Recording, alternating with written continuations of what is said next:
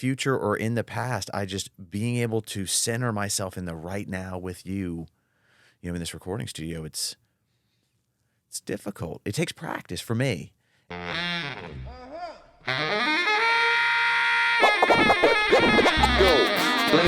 Ladies and gentlemen, you are now about to witness the journey that is the Lyfe Choyces podcast. Yeah! You started to talk at the end of the last episode about how Billy, your sponsor, had asked you, what is it that you want to do? And you mentioned that you wanted to get into Filipino stick fighting. Yeah. Like, that's so specific. That's so wildly specific. It is. Similar to a lot of the other Eastern practices, but it is heavily based on impact weapons or edged weapons. So I wanted a system that was good for the street, so self-defense kind of concepts, and it's much more will prepare you for that kind of stuff. And to kind of get into the physics of it, if you can slip a jab, that's one thing, but the speed of the end of the stick is even faster. So it's a force multiplier, and so you're going to have to be able to react faster, and it's pretty interesting. It goes very deep. I heard it said one time, higher education through harder impact, and I think that was important for me when I first got here, when I first touched down in South Florida. Hatched. Sort of as we talked about last time, I was an overthinker.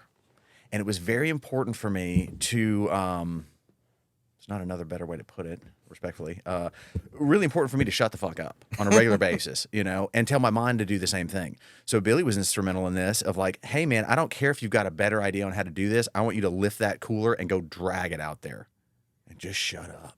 Just lift heavy stuff. So the old Buddhist adage of like, what do? We chop wood, carry water. I need to do that, because I can absolutely think something into an abyss.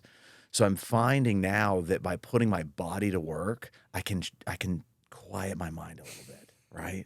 So fucking true. It's so Yeah. true.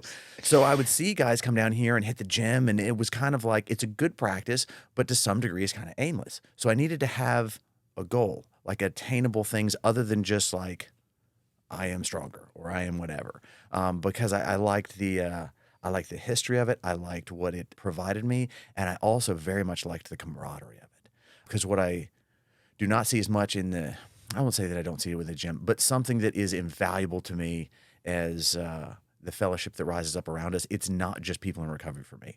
Most of my closest friends are like guys that have been working with the sheriff's department for a long time. It's like, what? How? Me? That's so bizarre. But it is. It's something where it's these protectors of our communities and culture that I've really been able to connect with, even if I don't have an active role in doing the same thing on a micro basis for me and my wife and our little, AO, area of operation. Your world. Yeah, I try to explain to everybody.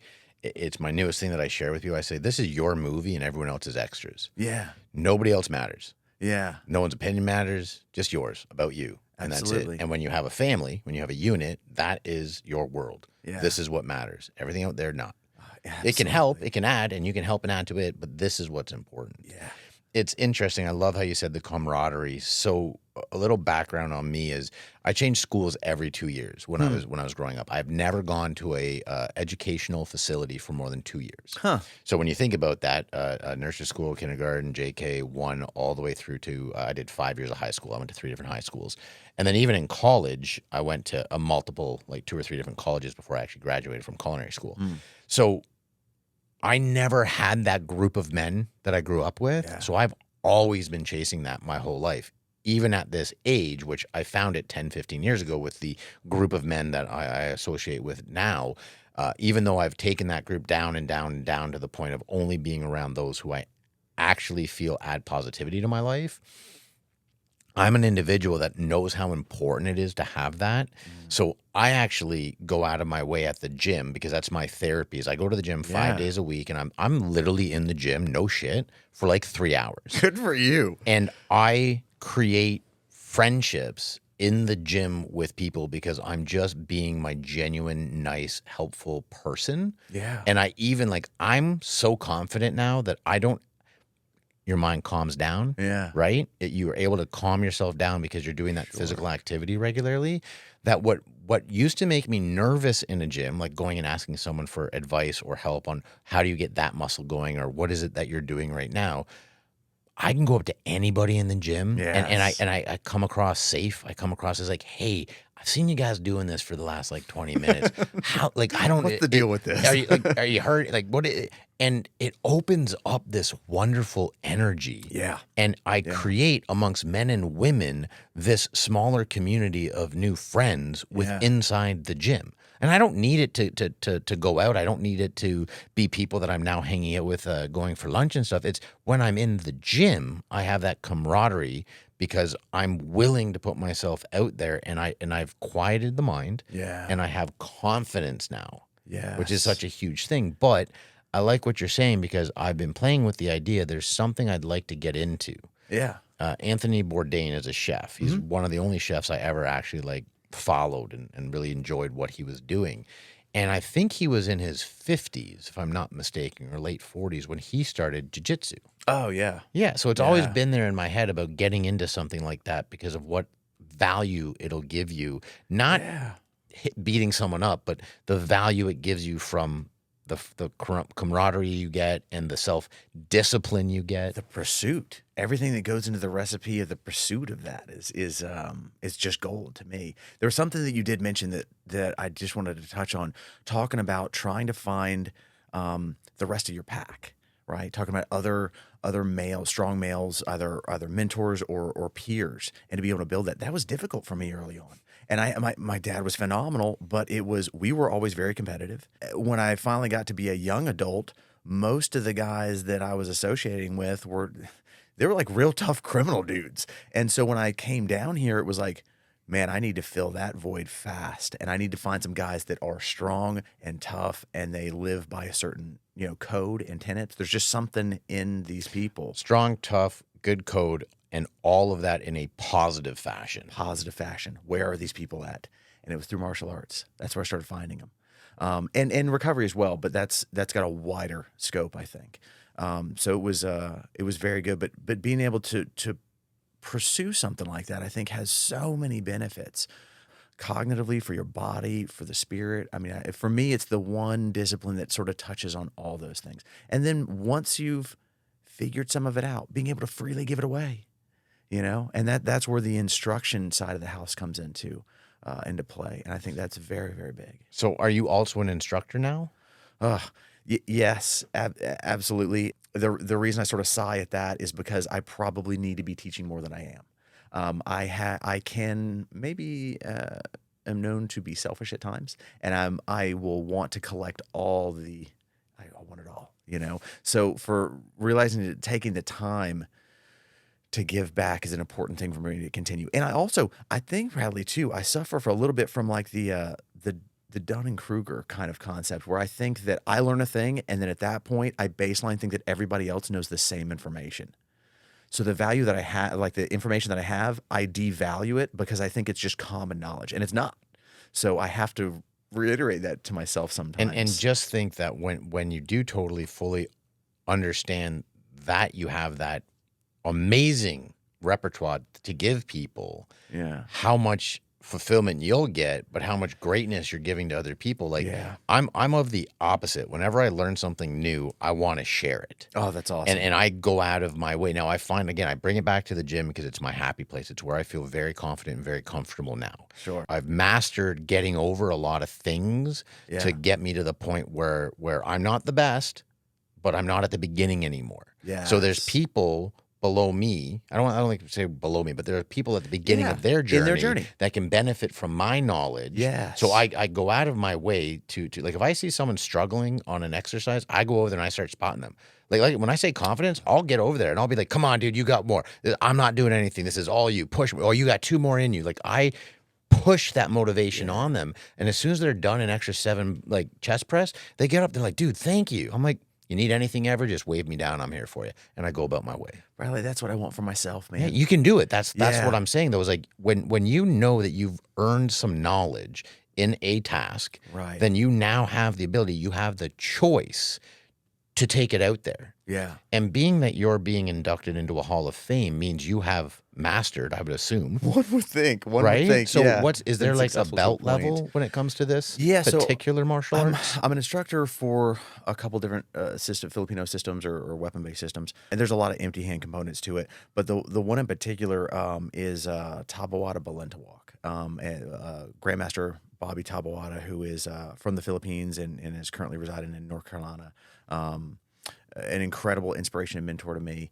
And I've finally attained this rank of level 7 in his system, which is sort of the top of the line with that. And actually got this cool new little tattoo about it. This is the friendship dots. Okay, It's 2 little very dots. cool. And they've been getting that, for the last 100 years from the old country, doing a little stick and poke stuff over I was going to there. say it must have been stick and poke. That's yeah. awesome. So it's a good part of the brotherhood of everything, But I find myself that one of my struggles in having this conversation with you is that because I see that there's still more for myself to learn, I feel like I don't have enough to be able to adequately share to somebody else. And that's not the truth. I should be able to. But I think that's a genuine awesomeness about an individual is because no matter how great we become at something, there's always more to learn. Yeah. That's just like that's where your base should It be, goes, right? yes. But then like to think that like it's the modesty that you have when you're like, I'm level 7. Yeah. I'm going into a Hall of Fame because of my skills, but yet I still don't feel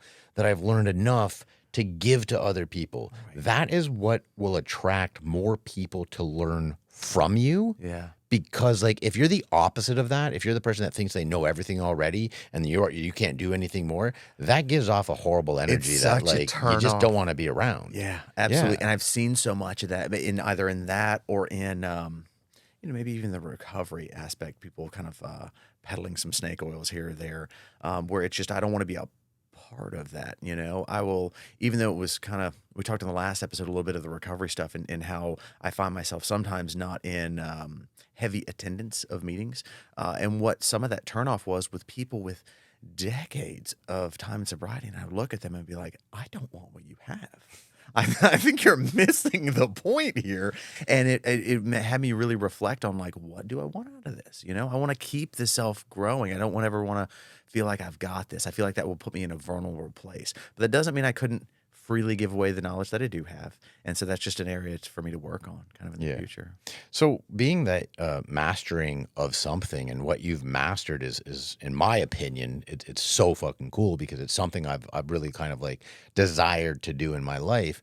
What is that journey of mastering something like? Oh, I have to imagine that there's parts of it that might create boredom because you feel like a plateau. Like let's draw that out for us. Absolutely. So as far as, pursuing something like this, I had one of the reasons I picked this early on when I first came down here was because of the fact that it was not an overnight success. I knew that this was going to take me over a decade to put together. And I really didn't know what that was going to look like. I just knew that it was a goal far enough in the future that if I just kept day by day chipping away at this, it would eventually become something, or at least carry me along the way. I didn't really have any grand dreams to do this. As kind of a funny story, just because we're similarly aged and yet still very physical and physically apt, I had attained my level 6, which is considered a completion of the art in Balintawak, with my instructor and mentor down in Fort Lauderdale back in 2019. And at that point, the next step to move to this level 7 is to take a student all the way to an equivalent level, which I've done, which is phenomenal. I've got this student and peer of mine that is I was blessed with him. But at that point, upon completion of my art at the level 6, I had kind of retired. I was kind of like, you know what? I'm going to do this a little bit here or there. And my mentor called me up from Fort Lauderdale about a year and a half ago and was like, hey, Zach, you ready for the reunion tour? You ready to come out of retirement? I want you to campaign for this level 7. I think we can do it. And I just buckled down for a year and was like, let's go. If we're going to do, I was turning 40 that year. And I was like, if I ever want to do this, it's going to be right now. So and it was, I don't want to start crying on camera, but there were some dark parts of that journey. There was a lot of self-doubt, and to the point where I was like, man, did I wait too long? am I the right guy for this? You know, am I doing it for the right reasons? And we just kept it up and kept it up. And Billy was in my corner. My wife's in my corner, you know. And I had a lot You of had all good the right support. voices. I did. Yeah. I did, because my own inner voice is the wrong voice for that. You know what I mean? So I had a good support system and the right people to kind of help me. I love that you shared that, because people need to understand that when you're going after something, whether you want to become a master at something or you just want to become proficient at something, that it's going to take time. And during that time period, even though I talk about it all the time about not having doubt and just believing that it's going to happen, you're going to go through moments of disbelief. You're going to go through moments of, is this real? Is this proper? Should I be doing this? But persevering through it and having the right people. This is what I talk about, shedding things that you don't need in your life anymore, and only having those who add positivity to your life will help you get through it to the level in which you master something. That's exactly what I was talking, or what I'm thinking about. Like when I get my hair standing up again, whether it's piano or pickleball or anything else that doesn't start with a P. I mean, it's just going after something and realizing that it's going to be a long journey, and to be able to, I think just for humans, just whatever we are, I think it's so good to do that, to pursue something to a degree where you're going to get disappointed, you're going to fail. And to be able to pick yourself back up and keep going. Like, you know that this is going to take some time. And there's going to be blood, sweat, tears. There's going to be disappointments. There's going to be financial pushbacks. There's going to be emotional pushbacks. Yes. But if you just stay steadfast to what's inside here, what's going to end up over there is unbelievable. Yeah. Do you know who 𝐬𝐿𝐴𝐿 is? Because I know you're not on social media at all, and he's a businessman. Okay. He is a fitness guy that started out by opening his own gym. Very cool. Okay, and he slept on his gym floor for like 9 months, and he opened that gym, and then he made that into a franchise. Yeah. And over his decades of working, he's made, built, and sold for multi-million-dollar companies. Yeah. So he's very prominent in social media as a businessman that understands that social media will help business. Here's what you can do to get there. He's in sales, so this is what you do to get sales. Yeah. But one of the things that he had said when I first started, this is 5 years ago when I first started doing this sort of stuff, it stuck with me, and it's what you're talking about. He said, if you're willing to do something for 6 months without making any money, any pats on the back, anything at all, you're gonna learn something about yourself. If you're willing to do something for, and I'm not gonna say the exact quote, but if you're willing to do something for like 2 or 3 years, and not worry about the applause and the profits and the getting anything from it, and just being okay with doing the same shit every day, you're going to be further along than most people will ever be in their life. And if you're willing to do the same thing for a decade without any results, without any money coming in, without any applause from any external area, you are going to crush it. Yeah. And it's true. Anyone that has said anything about doing anything worthwhile has become super successful by knowing, and we all say 10 years for some reason. It's very strange, but give it that kind of time frame. It's a long ass time. It's a long time to think about it. Yeah, but absolutely. Also at the same time, at our age, a year is done in 10 seconds. So when you think about that, closing that gap of what time is, 10 years really isn't that much of an investment. Not in the rear view. Yeah. Not in the rear view. Even to speak to that, like talking about the applause, when I do look back on it, my favorite parts of that journey over the course of last year was not the accomplishing the mission at the end. It was great, but the real valuable stuff to me was little points along the way that I will remember forever. You know, the hardships. I was going to say, I think it's like when you get to that level of success in your own life, and I get welled up about it because I'm on my way, so I know what I'm going to get to feel. Like, I'm already feeling the emotion of what that's going to be like to get that level of what I want. But looking back and just, I fucking did it. Yeah. You know, like that thing that kind of set me back, and that wasn't happening. It's those moments, not the, hey, you did it. Right. It's the moments that you're like, I survived that. I didn't have a job for 4 months, and I still did the work. Like, that to me is like the greatest feeling, knowing that in 10 years, you're just sitting there going like, check, check, check, check. And why is it so hard to convince myself in the moment that it's worth it? Right? That's But the that's big human Rubik's Cube. nature. It is. Right? That's It the is. human nature and the weirdness of whatever this psychology is. Speaking of that, is bringing it back to the spiritualness aspect of what we talked about earlier, is when you're going through mastering something, being present, especially something like the martial arts, being present, I feel, is such an important factor on it, because you can't block something. I'm so glad you brought this up. So it forces my hand to be present, because if I can't, there is a physical repercussion for that absent-mindedness, that slip in being present. So I would go through, training sessions of, I've got this one, I spent some time over the Philippines training a couple years ago, back in 2018, and the mentor of mine from Naples that brought me over there, who's from the Philippines initially, we would just, whether we were training stateside or over there, we would go for 10, 12 hours, just, no breaks, just keep going, just jamming. And if there was a lapse in my attentiveness in the moment, I get Boom. hit. Yeah. Yeah, absolutely. And so it's got an immediate consequence for that. So I started becoming more aware of my present self. I think that one of my favorite things before I ever, had a drink of alcohol that really took me out of myself was daydreaming. I was addicted to daydreaming from a kid. You know Still what I mean? am. Still am. Still am. Still am. I can. I've heard it called future seeking, or whether it's in the future or in the past. I just being able to center myself in the right now with you. In this recording studio, it's difficult. It takes practice for me, and what a cool thing to be practicing.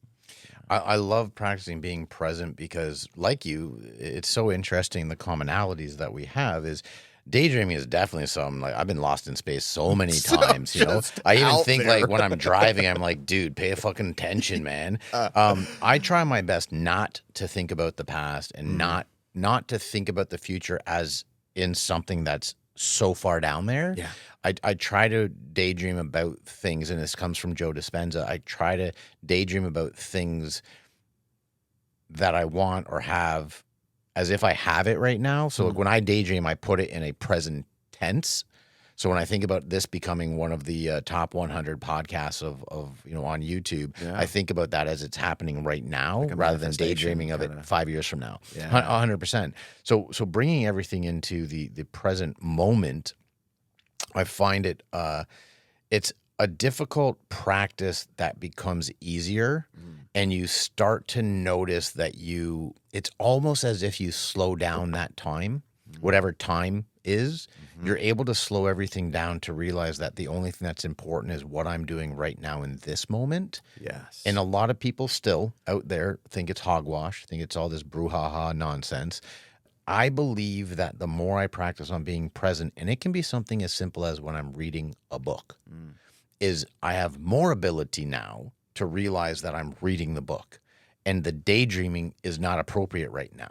Right now, I'm trying to educate my brain. Yes. I'm trying to put information in here that's going to make all of this better for me. Yeah. So I need to focus. And sometimes I have to, I'll attentively, purposely read that paragraph.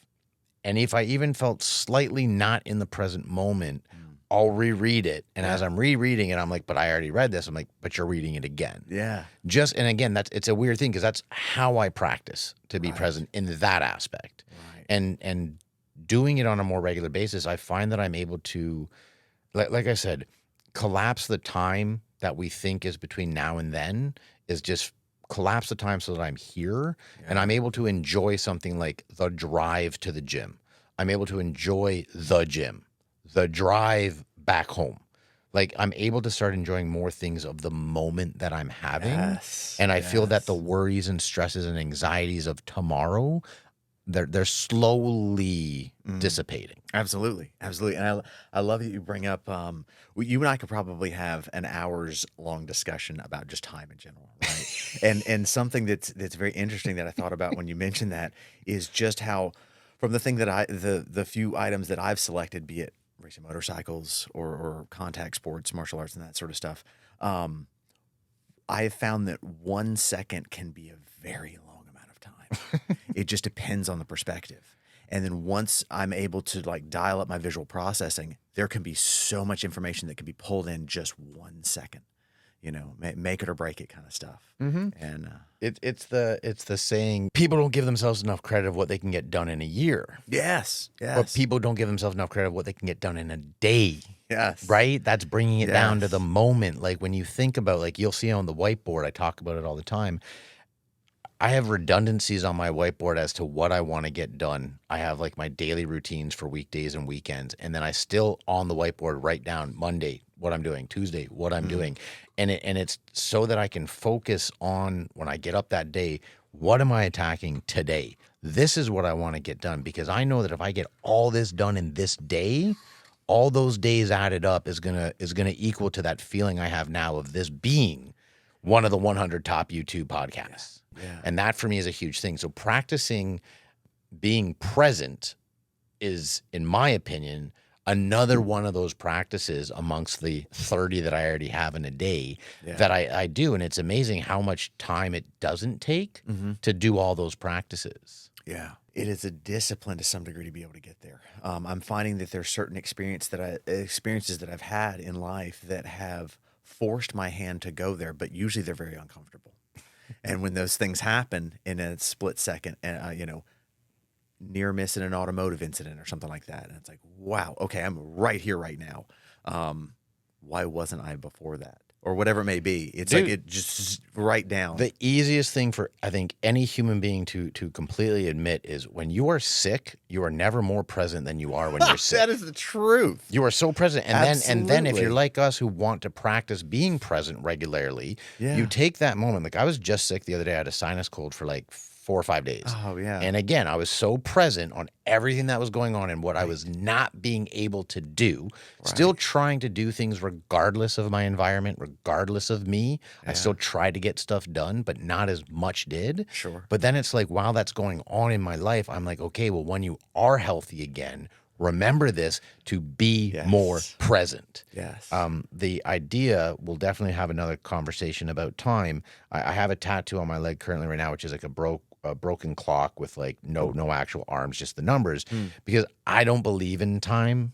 And we'll get into that later. But the whole thing of having to be somewhere at a certain time and why is 8 a.m. 8 a.m.? Like I just don't understand that. Like My God. why? It's just, I just can't wrap my head around it. But yet we've been brainwashed and made to memorize our actions based on 24 hours of day, which is usually maybe 16 to 18 hours worth of what you are giving yourself for productivity. Yeah. Because you need ideally I like 7 hours of rest, 7 hours of sleep. But we'll get into the discussion about time and what we do believe and what we don't believe it has to do with anything on the next episode. I'm sitting here next to another person who's literally changed their entire life around from being into addiction and getting into recovery and becoming what I would say is a pillar of a community who has knowledge and abilities to help so many other people in so many different ways, not just through recovery, but through the disciplines of life and the disciplines of martial arts, which nobody can disagree. It's such a great thing to get into,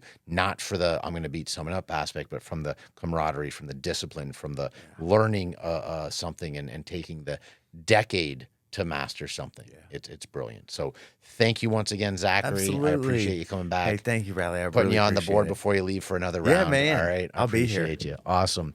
Once again, everyone out there in the Lyfe Choyces land, I appreciate you coming back each and every week. We'll see you next Tuesday at 2 p.m. right here on the Lyfe Choyces podcast. Much love, everybody. Ladies and gentlemen. You are now about The Journey, Life Choices podcast.